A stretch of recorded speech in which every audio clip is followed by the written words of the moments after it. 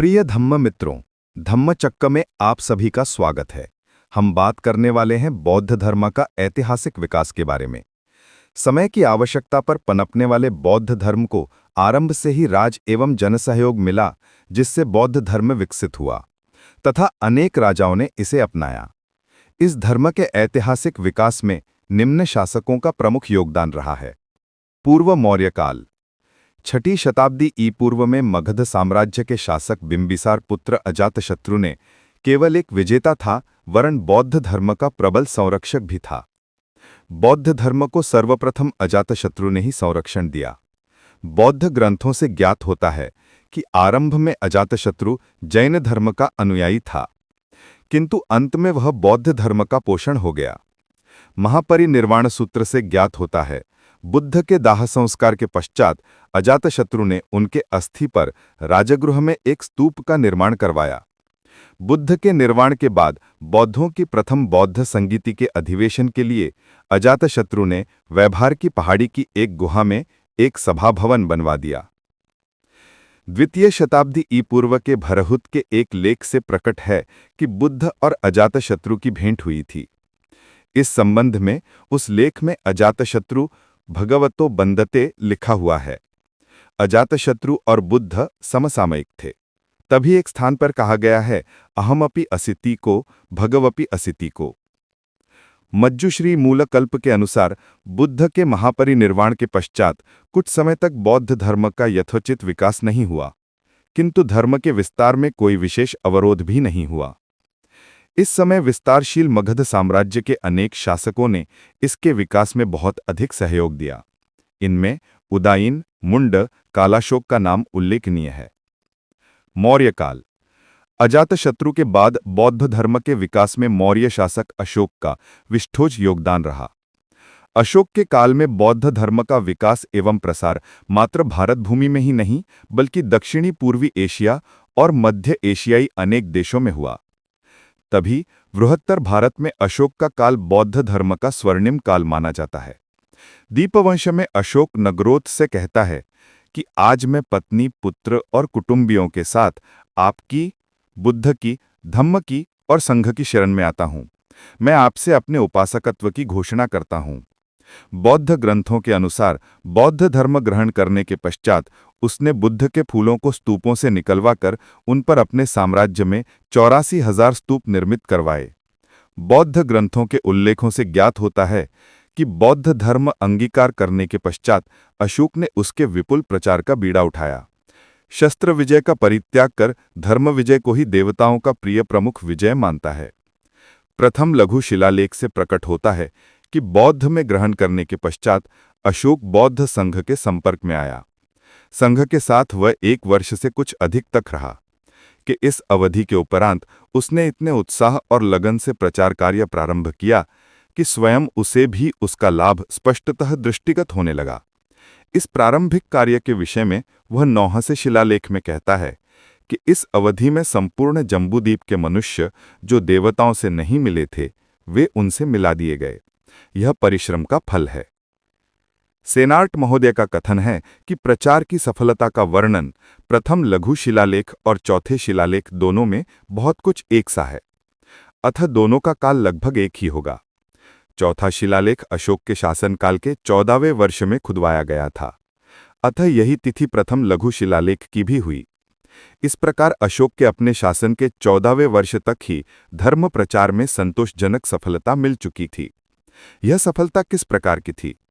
प्रथम लघु शिलालेख का जो उदाहरण में प्रयुक्त मिला, इस आधार पर यह अर्थ लगाया है कि प्रचार से अशोक ने पृथ्वी के देवताओं को झूठा सिद्ध कर दिया था, परंतु आज कोई भी विद्वान इस अर्थ को ग्रहण नहीं करता। मीसा और अभिसा हैं।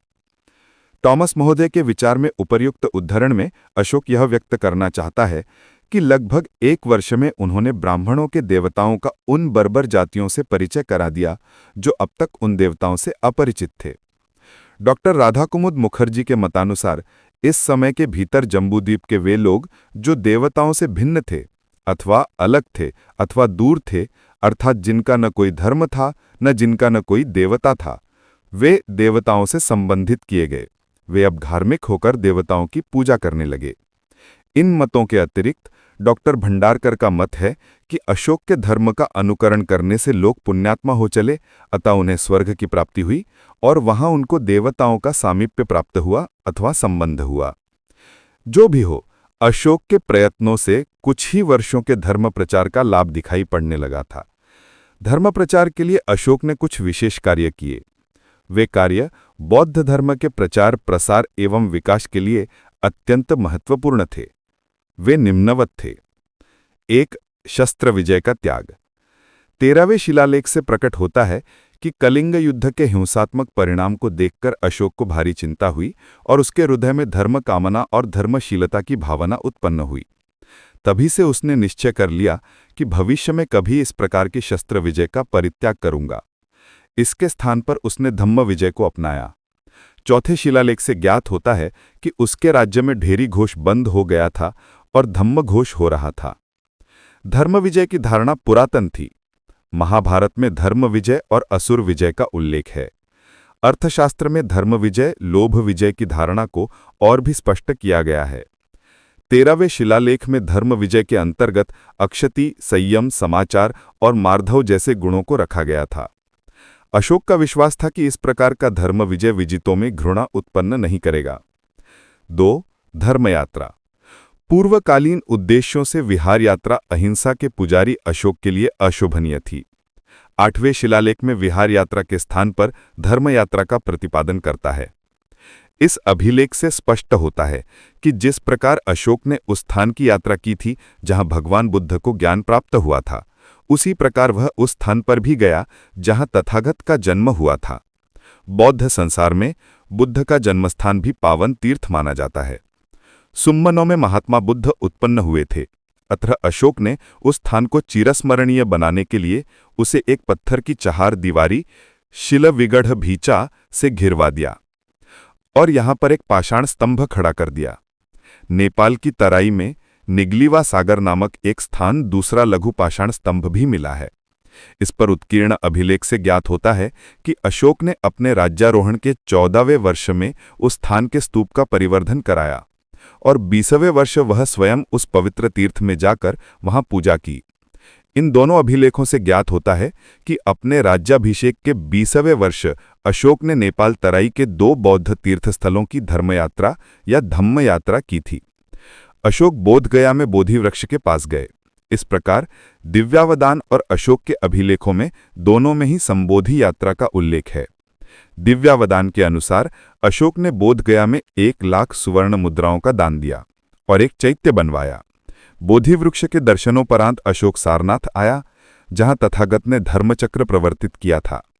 फिर बुद्ध के महानिर्वाण स्थल कुशीनगर पहुंचा। वहां से आगे अन्य बौद्ध विहारों और स्तूपों का दर्शन किया, परंतु इस क्रम में तीर्थ मात्र भौगोलिक क्रम में न होकर भगवान बुद्ध की जीवन घटनाओं के कालक्रम से है। 3. दिव्य रूपों का दर्शन। लोग स्वर्ग की प्राप्ति करें और उसके लिए वे सद्धर्म का अनुसरण करें, इसलिए अशोक ने दिव्य रूपों को दिखाना प्रारंभ किया। अशोक ने मनुष्यों को विमान दर्शन, हस्ति दर्शन और अग्निस्कंध आदि दिव्य रूपों का दर्शन कराया। चौथा शिलालेख। इन्हें देखकर जनता के हृदय से निश्चित रूप से स्वर्ग की प्राप्ति कामना जागृत हुई होगी। 4. अशोक ने अपने धम्म के अनुशासित को प्रचालित करवाया और इसके प्रचार के लिए पदाधिकारी नियुक्त किए। राजुकों, प्रादेशिकों और युक्तों को आज्ञा दी थी कि वे प्रति 5वें वर्ष राज्य में दौरा किया करें और अपने सामान्य कार्य के अतिरिक्त जनता में धर्मोपदेश करें। 5. धर्मनिष्ठों के लिए अशोक ने आत्मनिरीक्षण करने का आदेश दिया। इसमें मनुष्यों को आत्मपरीक्षा, आत्मनिरीक्षण और मनन करना चाहिए। 6. समय समय पर अशोक जनता को धर्म का संदेश देता था। ये धर्म श्रावण कहलाते थे। 7वां स्तंभलेख। 7. अहिंसा अशोक के धम्म का मूल मंत्र था, इसलिए उसने अपने राज्य में अनेकानेक पशुओं की हिंसा और पशुओं के काया क्लेश के ऊपर प्रतिबंध लगा दिया। अशोक ने पशु पक्षियों के नाम दिए हैं जिनका वध अथवा कायाक्लेश दंडनीय था। यह हिंसा निषेध उसके अभिषेक के 26वें वर्ष हुआ था। 5वां स्तंभलेख। 8. धर्म व्यवहार में अशोक ने परोपकारिता के अनेकानेक कार्य किए। 7वें स्तंभलेख में कहा गया है कि मैंने वटवृक्ष लगवाए, प्रति 2 मील पर कुएं खुदवाए, धर्मशालाएं बनवाई और प्याऊ बनवाए, पशु